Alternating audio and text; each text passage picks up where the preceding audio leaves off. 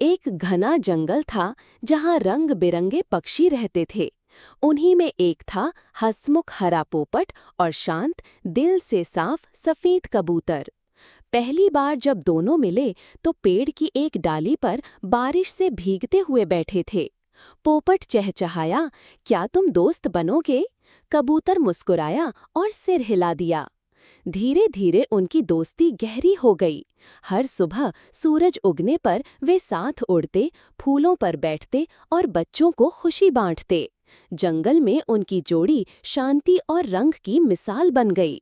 सबक: सच्ची दोस्ती रंग या रूप नहीं देखती, बस दिल मिल जानी चाहिए। अगर तुम चाहो तो मैं इसका वीडियो स्क्रिप्ट या एनिमेशन सीन भी बना सकता हूँ। फिर कबूतर और पोपट दोनों रोने लगे। आपने लाइक और सब्सक्राइब नहीं किया।